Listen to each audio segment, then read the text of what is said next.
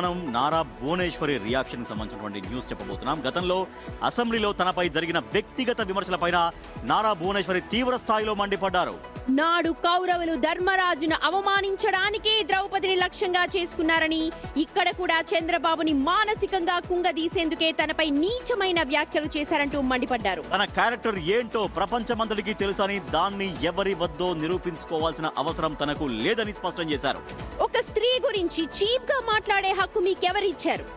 ధైర్యం ఉంటే మగాడు మగాడిలా మాట్లాడాలి తప్ప ఇంట్లో ఆడవాళ్ళని లాగుతారా అని వైసీపీ నేతల టార్గెట్ గా నిలదీశారు నారా భువనేశ్వరి.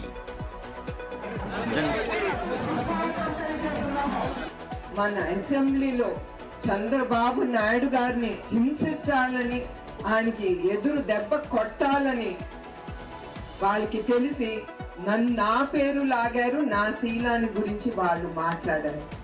అది ఒక్కరికి అవసరం లేదు. ధైర్యం ఉంటే మొగాడుగా నుంచి మాట్లాడాలి, కానీ ఒక్క స్త్రీని లాగకూడదు. మీరందరూ కూడా ఇక్కడ చాలా మంది మొగాళ్ళు ఉన్నారు. ఒక్క స్త్రీ గురించి మీకు మాట్లాడే హక్కు ఎవరికి లేదు. ఇక్కడ ఏ స్త్రీ ఎట్లాంటిదో తనకి తెలుసు, తన జీవితం గురించి తెలుసు. అది మనం నేర్చుకోవాల్సింది అక్కడంతా. అది అన్నీ అయిన తర్వాత ద్రౌపదికి కృష్ణుడే దిగి వచ్చి ఆవిడికి సహాయం అందించారు. అట్లా ప్రజల్లో దేవుడు వచ్చి, అట్లా చంద్రబాబు నాయుడు గారికి కానీ ఆయన కుటుంబం కానీ ప్రజలే దేవుళ్ళుగా మా కుటుంబంకి నిలుచున్నారు. అది నేను ఎప్పుడూ మర్చిపోను.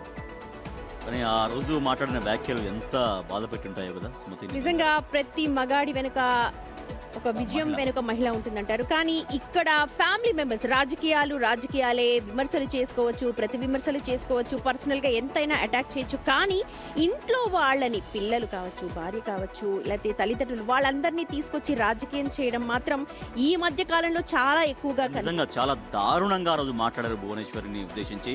నిజంగా అది ఏ ఒక ఆ స్థాయిలో ఉన్నటువంటి మహిళ ఎవరికి రాకూడదు. ఎందుకంటే ఒక నాయకులుగా బాధ్యతాయుతంగా మీరు విమర్శలు ప్రతి విమర్శలు చేసుకోవచ్చు, కానీ ఇంట్లో ఆడవాళ్ళని, ఇంట్లో పిల్లల్ని, అంటే అమ్మాయిల్ని, ఇంట్లో అమ్మాయిల్ని కావచ్చు, ఎంత దారుణంగా అబ్బాయిలు కూడా బాడీ షేమింగ్ చేయడం, ఇవన్నీ రాజకీయాలకు ఉందని అనిపించుకోవు.